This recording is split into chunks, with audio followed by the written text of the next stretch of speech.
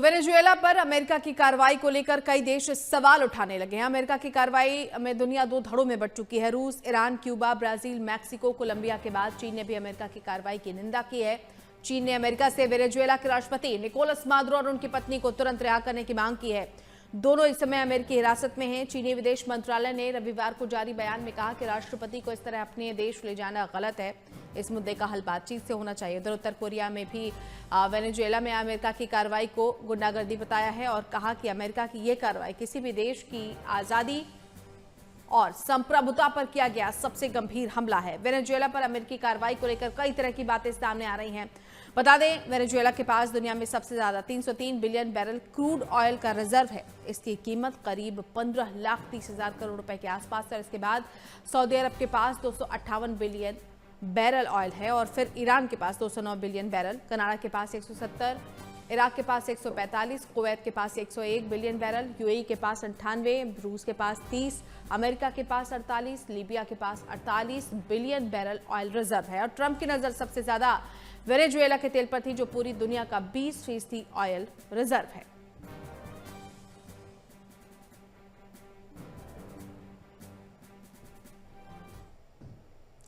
और वहीं सबके बीच अमेरिकी राष्ट्रपति डोनाल्ड ट्रंप ने वेनेजुएला की अंतरिम राष्ट्रपति डेल्सी रोड्रिग्स को खुली धमकी दी है। ट्रंप ने कहा, अगर डेल्सी अमेरिका की बात नहीं मानती तो उनका हाल मादुरो से भी ज्यादा बुरा हो सकता है। ट्रंप ने यह बात एक मैगजीन को दिए इंटरव्यू में कही। एक दिन पहले ट्रंप ने कहा था कि अमेरिकी विदेश मंत्री मार्को रूबियो ने रोड्रिग्स से बात की है। वो वेनेजुएला में लोगों का जीवन स्तर सुधारने के लिए अमेरिका की अपेक्षाओं पर काम करने को तैयार हैं। वहीं न्यूयॉर्क पोस्ट को दिए इंटरव्यू में ट्रंप ने कहा था कि अगर रोड्रिग्स अमेरिका की बात मान लेती हैं तो वेनेजुएला में अमेरिकी सेना तैनात करने की जरूरत नहीं पड़ेगी। वहीं रोड्रिग्स ने मादुरो को सत्ता से हटाने की आलोचना की है। साथ ही अमेरिका से मादुरो को वापस भेजने की भी मांग की है। वेनेजुएला की सुप्रीम कोर्ट ने उपराष्ट्रपति डेल्सी रोड्रिग्स को अंतरिम राष्ट्रपति बनाने का आदेश दिया है। सुप्रीम कोर्ट ने डेल्सी रोड्रिग्स को तुरंत राष्ट्रपति के सभी अधिकारों के साथ अंतरिम तौर पर कार्यभार संभालने के लिए कहा है।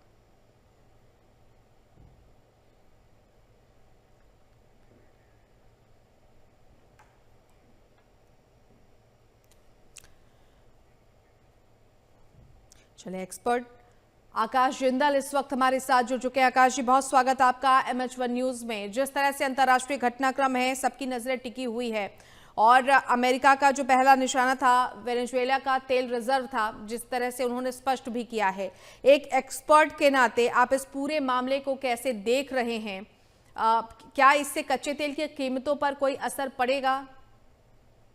देखिए, वेनेजुएला के पास बहुत बड़े क्रूड ऑयल रिजर्व है। आज ऑलरेडी जियोपॉलिटिकल सिचुएशन अच्छी नहीं है। रशिया यूक्रेन के बीच में जो पिछले 3 दिन में हुआ है, already crude oil production, crude oil supplies और सप्लाई चेन को इम्पैक्ट कर सकता है। दूसरा, ईरान में भी हम जानते हैं अफरा तफरी चल रही है। ऐसे में वेनेजुएला पे जो कुछ हुआ है और जिस प्रकार से हुआ है, सबसे इंपॉर्टेंट है जिस प्रकार से किया गया है, क्रूड ऑयल की प्राइसेस बढ़ सकती है, कच्चे तेल के प्राइसेस बढ़ सकते हैं क्योंकि बहुत बड़े रिजर्व है उनके पास। और कच्चे तेल के जो प्राइसेस बढ़ते हैं तो अब उससे क्या होगा, इन्फ्लेशन यानी महंगाई हिंदुस्तान में बढ़ सकती है, क्योंकि 75 to 80% क्रूड ऑयल हम इंपोर्ट करते हैं। अब उसके दो नुकसान हमें हो सकते हैं। क्रूड ऑयल के दो डेरिवेटिव्स प्राइमरली हम यूज करते हैं, पेट्रोल और डीजल। डीजल के भाव अगर बढ़ जाते हैं तो जितना भी खाने पीने का सामान है, दूध, सब्जियां, सब डीजल पर ट्रेवल करती है, वो महंगी हो सकती है, महंगाई बढ़ा सकती है, आम आदमी के लिए दिक्कत पैदा कर सकती है हिंदुस्तान में। दूसरा, कच्चा तेल अगर महंगा होता है तो US डॉलर जो ऑलरेडी हिंदुस्तान के लिए सरदर्द बना हुआ है, 90 रुपए से ऊपर पहुंच चुका है, वो और बढ़ सकता है। तो ये दो चीजें नुकसानदेह हो सकती है हिंदुस्तान के लिए, हमारे लिए, क्योंकि क्रूड ऑयल हम बहुत मेजर कंपोनेंट में इंपोर्ट करते हैं। हालांकि यह सवाल ये आ जाते हैं कि वेनेजुएला से हम कितना इंपोर्ट करते हैं, क्योंकि हमारा इंपोर्ट और जगह से कहीं ज्यादा अधिक और जगह से हम इंपोर्ट करते हैं। But overall crude oil market इससे इंपैक्ट हो सकती है और हिंदुस्तान के लिए ये चीज नेगेटिव हो सकती है। अब देखना होगा कि आज सिचुएशन क्या करवट लेती है, क्या मोड़ लेती है, UNSC में क्या चीज जाती है, चाइना और रशिया क्या रुख अख्तियार करते हैं, नए प्रेसिडेंट को लेके USA क्या करता है, ऑयल सप्लाईज चलती है या ऑयल सप्लाईज रुक जाती है, USA का उनके ऑयल भंडार को लेके क्या रुख रहता है। तो बहुत सी चीजें ऐसी है, we have to wait for the events to unfold because there is so much which the markets globally are expecting, how the events play out. What would be the rights of the new president, how would US deal with the new president, क्या US oil reserves को कितना use कर पाएगा, कितने open market में आएंगे, China और Russia का क्या रुख रहेगा, यूएनएससी क्या करती है, बिकॉज ये अपने तरीके का एक नया इंसिडेंट है। आज तक बहुत से वॉर्स हमने देखे हैं जो वर्ल्ड के अंदर हुए हैं, सेकेंड वर्ल्ड वॉर के बाद, यूएन बनने के बाद, लीग ऑफ नेशंस के बाद, बट ये बिल्कुल एक अलग तरह का ऑपरेशन है जहां एक कंट्री दूसरे कंट्री के साथ जिस तरीके से जो कुछ हुआ है नागरिकों के साथ, वो एक अलग ही बिल्कुल स्थिति है, विचित्र स्थिति है। तो I think we have to see how the situation unfolds, आगे चल के सिचुएशन क्या होती है। जो नए राष्ट्रपति हैं, सबसे इंपॉर्टेंट है उनका रुख क्या है यूएस के लिए, क्या क्रूड ऑयल सप्लाईज रुकती है, क्या क्रूड ऑयल एक्सट्रैक्शन रुकती है, क्या ग्लोबल मार्केट इससे घबराती है, क्या ग्लोबल मार्केट इसको ईरान के अंदर जो अनरेस्ट चल रहा है और रशिया यूक्रेन वॉर में जो ऑयल फील्ड्स अटैक किए गए हैं उसको जोड़ के देखता है, क्या जो पहले से ही लोगों ने ऑयल के कुछ कॉन्ट्रैक्ट कर लिए थे, देखिए कुछ कंट्रीज पहले से ही कॉशियस थे क्योंकि लग रहा था यूएस वेनेजुएला के बीच में कुछ होगा, तो कई कंट्रीज ने ऑयल के एडवांस कॉन्ट्रैक्ट कर लिए, अपने आप को सिक्योर करके चल रहे थे क्योंकि पहले से ही सिचुएशन कुछ एक्सपेक्टेड थी। बट सबसे मेजर इशू आ जाता है turn off events. America Venezuela के अगेंस्ट टफ स्टैंड लेगा ये एक्सपेक्टेड था, बट जिस तरह की कार्रवाई हुई है ये टोटली अनएक्सपेक्टेड थी, ये अप्रत्याशित थी, ये एक्सपेक्टेड नहीं था, एक्सपेक्टेड लाइंस पे नहीं था।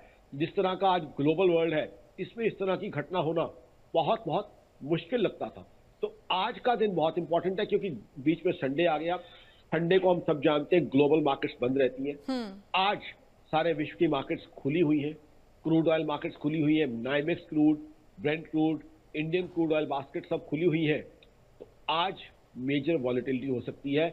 हमें जो वॉच करना है हिंदुस्तान में, एक तो क्रूड ऑयल प्राइसेस, दूसरा डॉलर का रेट, तीसरा इसका इंपैक्ट ये हो सकता है कि सिल्वर और गोल्ड के प्राइसेस बढ़ सकते हैं क्योंकि वो सेफ हेवन एसेट माने जाते हैं।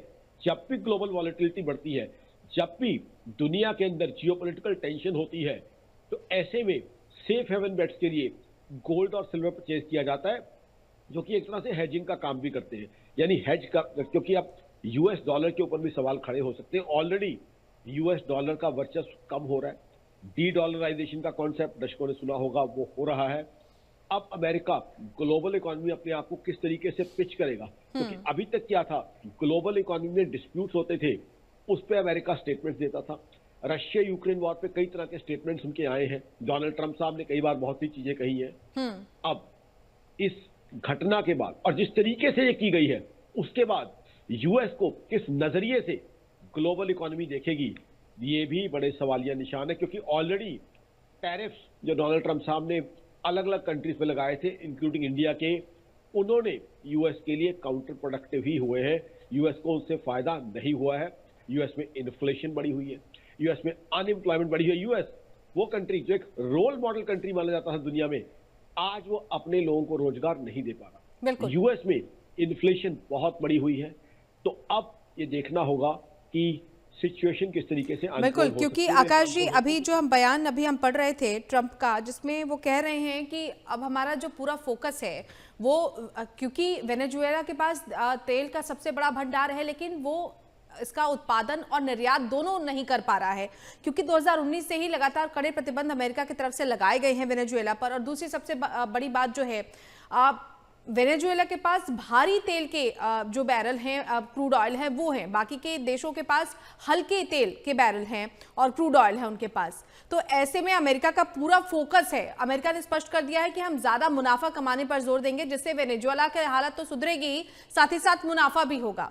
जो इस तरह के तीर छोड़े जा रहे हैं ट्रंप की तरफ से, उनका कितना असर होगा, क्योंकि वेनेजुएला की हालत तेल के मामले में पहले से खराब चल रही है।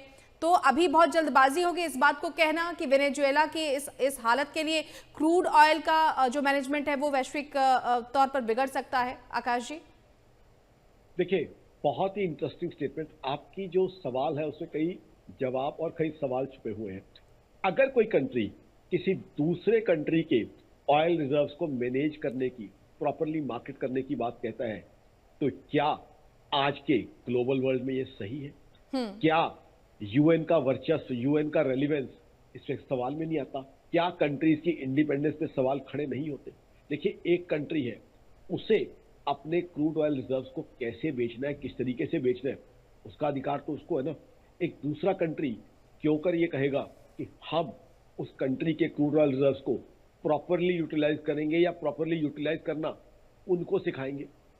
क्या ये कहीं पे बहुत बड़े सवाल नहीं खड़े करता? इसीलिए आज ठीक है, एक राष्ट्रपति साहब के साथ जो हुआ वो हुआ, अब एक नए राष्ट्रपति वहां आ चुके हैं। अब वो क्या रुख अख्तियार करते हैं, ये देखने वाली बात है।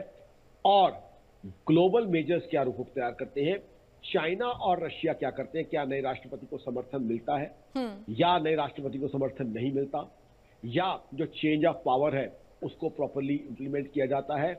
क्योंकि क्या यूएस वही चीज जो सैटरडे को हुई है बार बार दोहरा पाएगा? तब दुनिया इसके बारे में उतनी सचेत नहीं थी कि इस तरह की एक्टिविटी भी हो सकती है। अब देखिए, ग्लोबल हिस्ट्री में फर्स्ट वर्ल्ड वॉर देख लीजिए, सेकेंड वर्ल्ड वॉर देख लीजिए, उनके बीच का पीरियड देख लीजिए, क्या इस तरह का कोई इवेंट हुआ है? ये अपने तरह का एक अलग इवेंट है। तो इसलिए ये बड़ी इंटरेस्टिंग सिचुएशन आ जाती है कि वेनेजुला की इकोनॉमी को सबसे बड़ा सवाल, मैं ग्लोबल फोरम पे भी आज शो कर रहा था, ग्लोबल चैनल्स पे, यही मेरे साथी भी पूछ रहे थे कि वेनेजुला की इकोनॉमी को कौन चलाएगा। इस सवाल का जवाब जो है बहुत बहुत इंपॉर्टेंट है। क्रूड ऑयल के रिजर्व्स है, और क्रूड ऑयल का खरीदार, क्रूड ऑयल के लिए एक हिंदुस्तान ही नहीं जो ग्लोबल मार्केट से क्रूड ऑयल इंपोर्ट करता है, चाइना भी बहुत बड़ा यूजर है, चाइना भी बहुत बड़ा इंपोर्टर है। और यूएस चाइना के अंदर जो राइवलरी है हम जानते हैं। डोनाल्ड ट्रंप साहब के पिछले टर्म में यूएस चाइना ट्रेड वॉर हुई थी, और उसकी वजह से ना सिर्फ यूएस ना चाइना बल्कि पूरी ग्लोबल इकोनॉमी को झटका लगा था। तो मेरे हिसाब से तो ये चीज ऐसी है कि अभी हमें टिप ऑफ द आइसबर्ग दिख रही है। जैसे ये चीज बढ़ेगी, क्योंकि अब नए राष्ट्रपति साहब के साथ किस तरीके से डीलिंग होती है ये बहुत महत्वपूर्ण है। और डीलिंग का मेरा मतलब क्या है, दर्शक समझ ही रहे हैं मेरी मुस्कान से। तो अब वो तय करेगा कि अब ये टिप ऑफ द आइसबर्ग के बाद जब आइसबर्ग दिखेगा तो क्या होगा। क्या ये एक नए ग्लोबल संकट के रूप में आएगा? क्या छोटे कंट्रीज की सॉवरेनिटी पे या इंडिपेंडेंस के ऊपर सवाल खड़े होना शुरू हो जाएंगे? चाइना ताइवान में अब क्या रहेगा?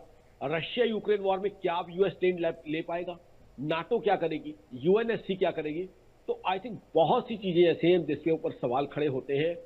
मेरा यहां तक मानना है कि यूएस ने जो किया है एक अप्रत्याशित चीज की है, बट अब यूएस आगे उस तरीके से चीजों को जिस तरीके से एडविसाइड है या प्लान्ड है नहीं चला पाएगा, क्योंकि अब दुनिया की बड़ी पावर इस चीज को लेकर सचेत है, सजग है। उन्हें पता है कि यूएस का रुख क्या है, यूएस किस एक्सटेंट तक जा सकता है। तो नए राष्ट्रपति को जो है उस तरीके से सपोर्ट ग्लोबली मिल जाएगी। और फिर यूएनएससी क्या करता है ये भी तो एक देखने वाली चीज है ना। आज यूएनएससी से भी कुछ चीजों की हमें उम्मीद है। तो आई थिंक बड़े इंटरेस्टिंग चीजें हैं।